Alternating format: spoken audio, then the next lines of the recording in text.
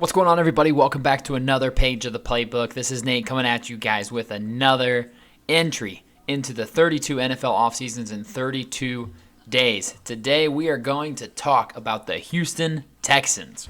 Before we get into today's video, guys, I just want to give a special shout out to today's sponsors, starting with Gold Fine and Bowles, lawyers for the injured. Personal injury, workers' compensation, those are their two things, but any sort of legal advice, they're the people to call. Give them a phone call, 309-673-5144. Tell them we sent you, okay? And I'd also like to shout out SeatGeek for sponsoring today's video as well. Use promo code PLAYBOOKSPORTS on their website to get $20 off your first purchase of $30 or more. Let's get back to the video. Houston fans, I want you guys to stick around to the end for this one because I've got a little warning for you. And I might say some things you may not like at the end of it, so I'm real interested to hear your thoughts at the end, so make sure you stick around, okay? Let's talk last year. I don't remember what grade I gave the Houston Texans for taking C.J. Stroud at 2 and Will Anderson Jr. at number 3, but whatever grade I gave them, it wasn't high enough, right? Obviously, these two guys were unbelievable this year. C.J. looks like a top 10 quarterback in the NFL already after one season, and Will Anderson looked just as talented and just as disruptive in the NFL as he did at Alabama, and he's only going to get better too. And honestly, not in a million years did I think that the Houston Texans were going to make a playoff run and win a playoff game.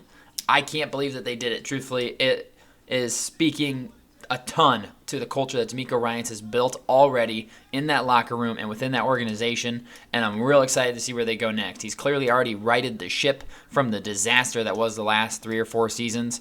What have they done this offseason to try and continue to build on that and not fall behind? Let's talk about it. Coaching changes, really none. Honestly, I know Bobby Slowick, the offensive coordinator, was a hot candidate for a head coaching position this offseason. Ended up nothing came of it. He stuck around, and that's fantastic for Houston. So they will go into the season with the same offense, same defense, same head coach. I love that for them. I think continuity is super important in the NFL when you're constantly changing out coordinators and schemes. It just makes it so much harder on the players. So I love that they're keeping the same coaching guys together, and they're going to roll with it again. Love that. Players lost. We'll start players lost and then get into players added because they are very different. Players lost for Houston, I will say they did lose some talent, mostly on the defensive line. The two guys I'm going to talk about, both defensive linemen. I'm going to start with edge rusher Jonathan Grenard.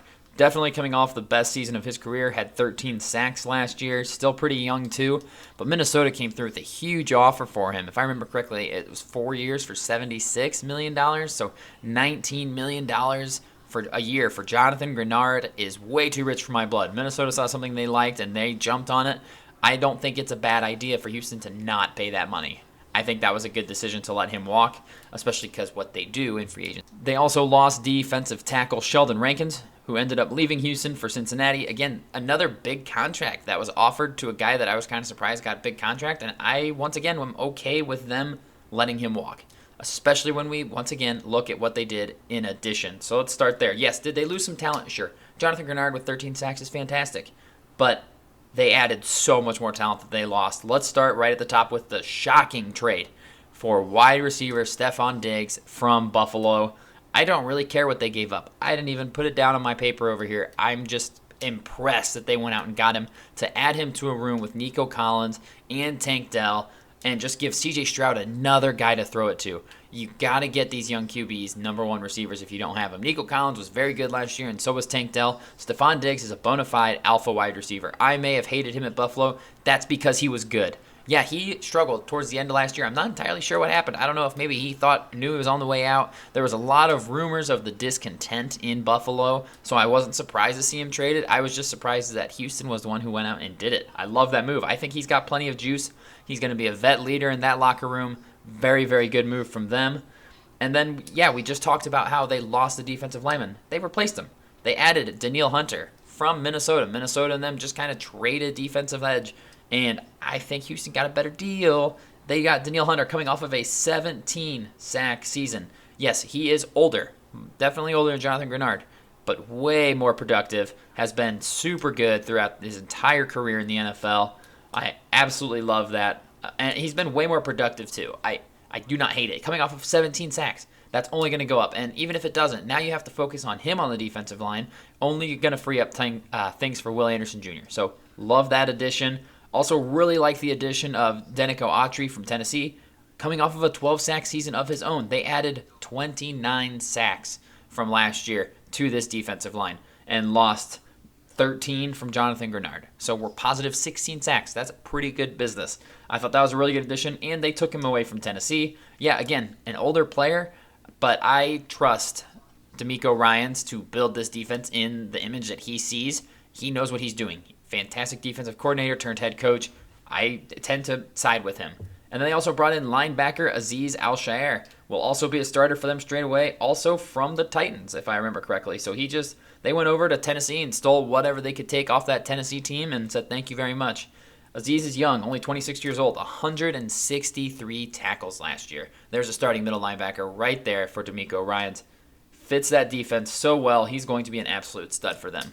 So I really like the Texans' additions in free agency. We've got a massive net positive here so far, heading into the 2024 NFL Draft. So Houston did not have a first-round pick as a result of a trade with Minnesota. I think a lot of us thought that trade was Minnesota coming to them for it so they could package those firsts and move up in the draft. But then Minnesota didn't. They didn't move up, which makes me think did Houston go to them and they wanted an extra second-rounder this year and next year, which I don't love because this year's draft class is so much better than I think next year's draft class. Maybe not so much better, but you can stack this draft class up against several of the last draft classes, and it's the best, if not the second best, draft class we have had. I think the player they could have gotten at number 23 is going to end up being more valuable than whatever players they get with their second-round pick this year that they used and the second-rounder next year. So I don't love that trade. I guess we'll see who they draft. It really depends on who they take and what they maybe could have gotten this year, and if the player they could have gotten this year is better than those two guys. We'll see how they do. I'm willing to give them the benefit of the doubt. So with their first pick this year in the second round, they took cornerback Kamari Lassiter in the second, where I had him pretty much listed to go. I figured he was kind of a middle second-round guy. Got a lot of kind of late first buzz. I wasn't totally buying into that. Very physical corner. I think he's going to get plenty of reps early alongside Derek Stingley, so another impact player who will play a lot for them, and you guys know I like those. And then I thought their other second-round pick, Blake Fisher, offensive lineman out of Notre Dame, I think he was maybe the best tackle taken in the second round. And that's coming from a Dolphins fan who took a tackle in the second round. I think that he might have been the best of them. I really liked his tape. Not many other people seem to like his tape as much as me. I don't know if I'm higher than most on consensus, but I think he's going to get a chance to play a ton for them. He might already be better than Titus Howard. And there's your right tackle going forward for the future. Gives you a chance to get out of that contract in the near future as well.